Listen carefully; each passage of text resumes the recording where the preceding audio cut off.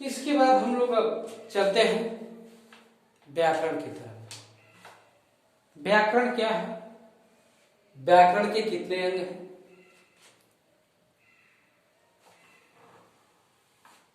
व्याकरण व्याकरण है क्या?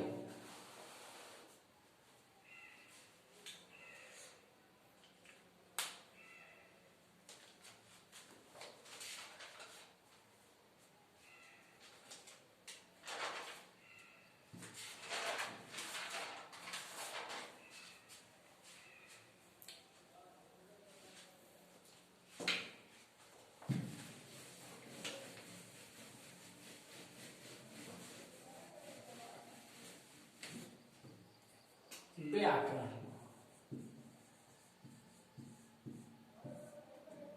व्याकरण में व्याकरण है क्या? एक चीज समझ लीजिए, जिसके द्वारा हम शुद्ध शुद्ध बोलना और लिखना सीखते हैं, जिसके द्वारा हम शुद्ध शुद्ध बोलना व लिखना सीखते हैं, उसे व्याकरण कहते हैं।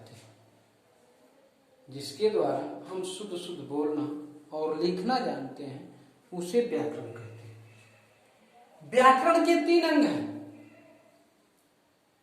व्याकरण के 3 अंग हैं, जिसमें पहला हमारा है व्याकरण के 3 अंग हैं। व्याकरण के 3 अंग हैं।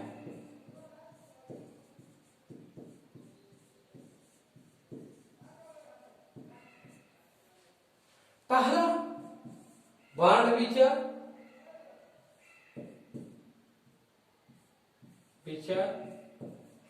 दूसरा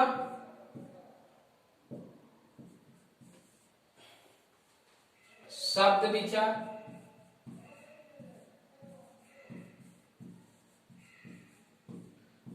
और तीसरा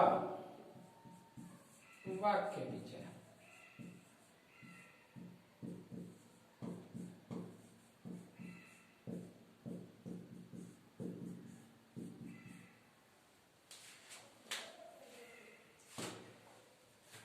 वर्ण विचार में हम लोग किसका अध्ययन करते हैं?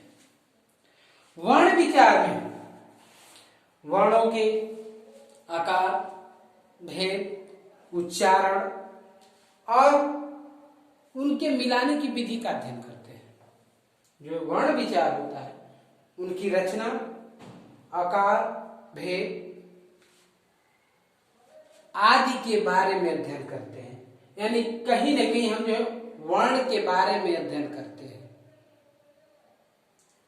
शब्द विचार, शब्द विचार है क्या? जिसमें शब्दों की रचना, भेद, रूप और उत्पत्ति से संबंधित जो हम अध्ययन करते हैं, उसे हम शब्द विचार कहते हैं। वाक्य विचार, वाक्य विचार क्या? जिसके द्वारा हम वाक्यों के भेद, उपभेद, रचना और अलग करने की विधि का अध्ययन करते हैं, उसे हम वाक्य विचार कहते हैं। अब इसमें हम आते हैं, पहला हम टॉपिक जो अध्ययन करेंगे वह है वर्ण विचार। एक चीज समझ लीजिए, अगर भाषा की कोई सबसे छोटी इकाई होती है तो वह वर्ण होती है। भाषा की सबसे छोटी इकाई जो होती है वह वर्ण होती है। और इस प्रकार वर्ण हम क्या कर सकते हैं? भाषा की सबसे छोटी इकाई को भाषा की सबसे छोटी इकाई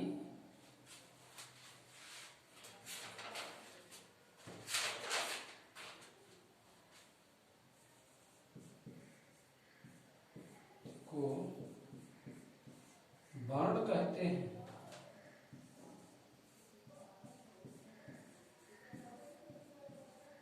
वर्ण कहते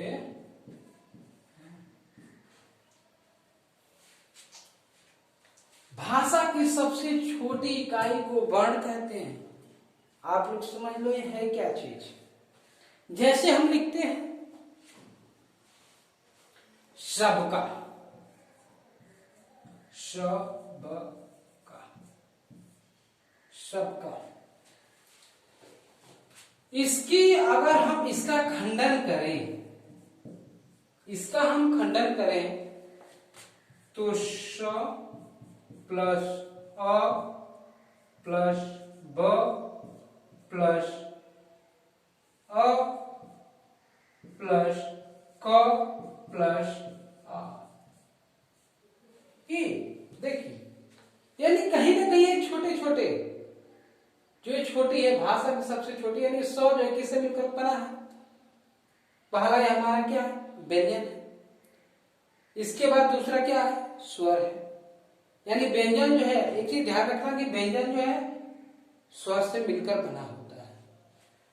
तो सौ, ये जो स है, स, ये स, इसमें अ भी है।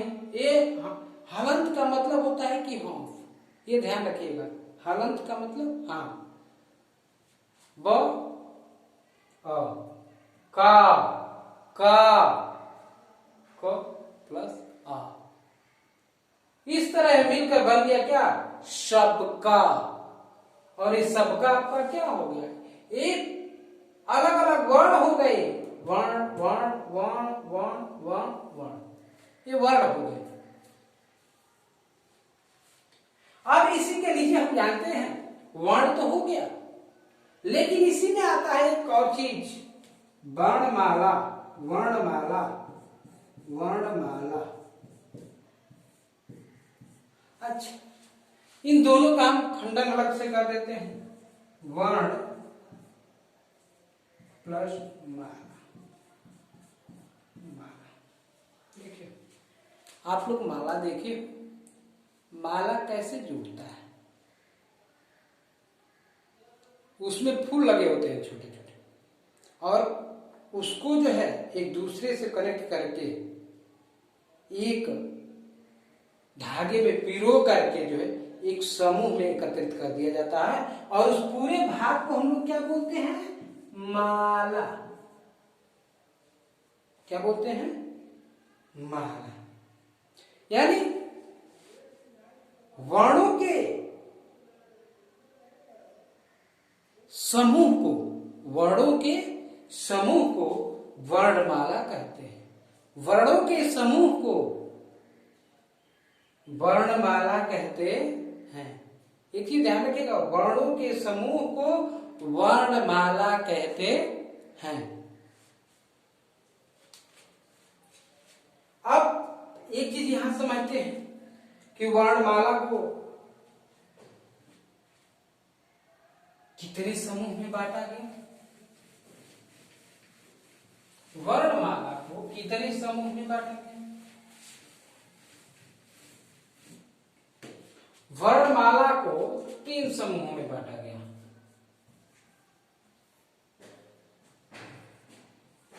वर्ण,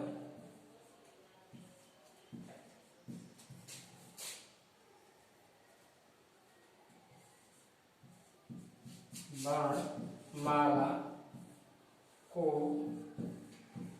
3 समूहों में बांटा गया।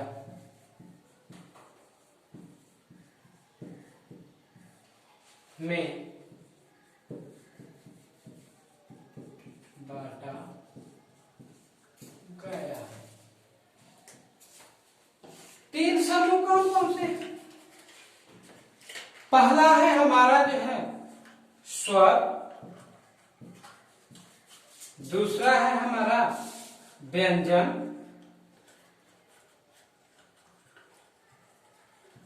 और तीसरा है हमारा अयोगवा, अयोग, स्वर, व्यंजन और अयोगवा।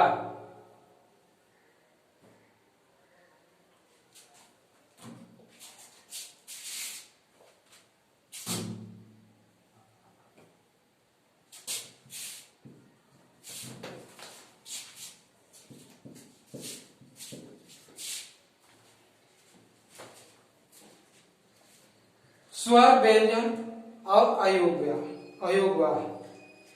जो स्वर की संख्या होती है यह होती है 11। अब कहेंगे 11 कौन कौन से?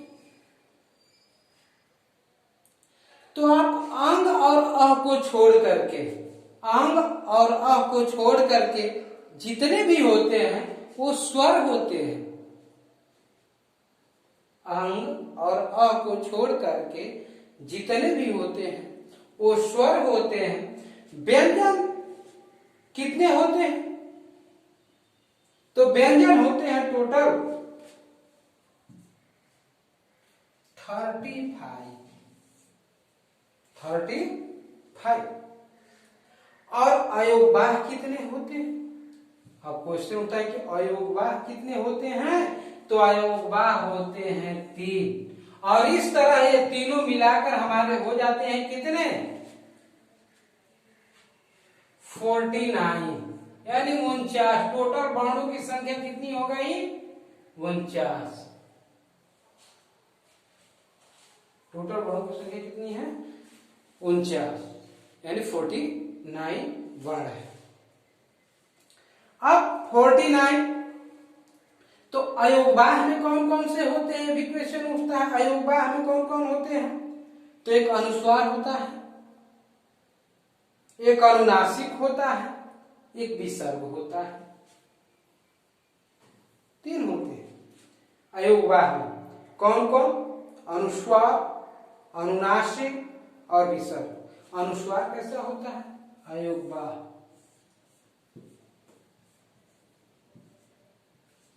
ये 3 होते हैं। पहला हमारा होता है अयोगवाह में अनुस्वार।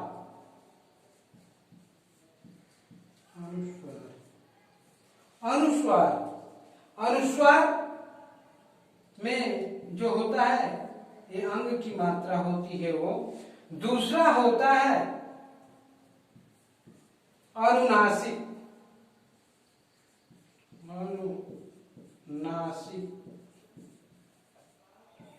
और तीसरा होता है विसर्ग। अनुनासिक कौन होता है? अनुनासिक में होता है, हम लोग बोलते हैं चंद्रमा वाले बिंदु, और ये हम लोग विसर्ग।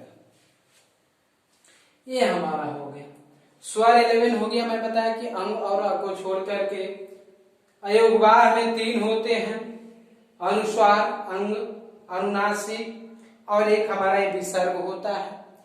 इसके बाद अगला जो होता है वो हम पढ़ेंगे व्यंजन 35 कौन कौन से होते हैं। ये व्यंजन हमारे 35 कौन कौन से होते हैं। तो एक चीज ये ध्यान रखना आप लोग, क से लेकर अंग तक क वर्ग में आते हैं, क से लेकर के अंग तक क वर्ग में आते हैं, च से लेकर के य तक च वर्ग में आते हैं, और ट से लेकर के ड़ तक जो है ट वर्ग में आते हैं, त से न तक लेकर के जो है त वर्ग में आते हैं, प से म तक जो है प वर्ग में आते हैं, य से व तक अंतस्थ में आते हैं, स से लेकर के जो है ह तक यह जो है हमारे ऊष्म व्यंजन में आते हैं, ड ढ ये हमारे अन्य व्यंजन में आते हैं। क से अंग तक एक क वर्ग, यहां में लिख सकते हैं क वर्ग, दूसरा च वर्ग, तीसरा ट वर्ग,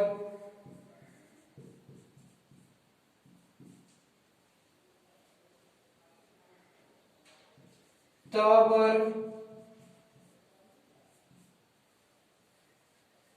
प वर्ग,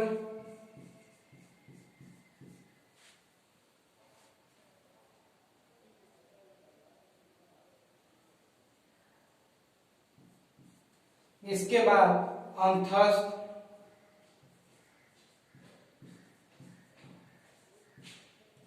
अंतस्थ, इसके बाद उष्ण, और लास्ट हम लोगों का होता है अन्य। अन्य में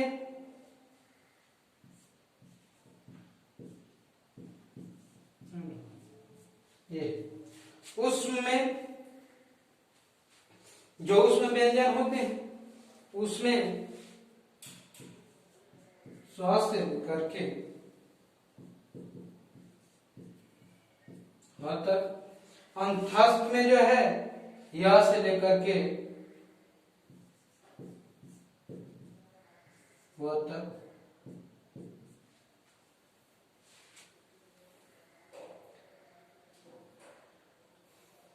प से लेकर के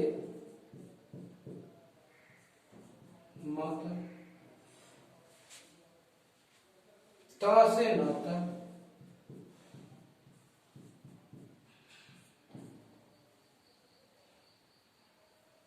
ट से ड़ तक,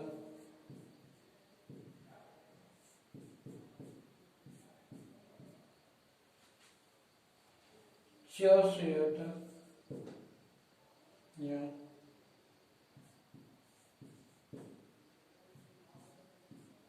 य, क से,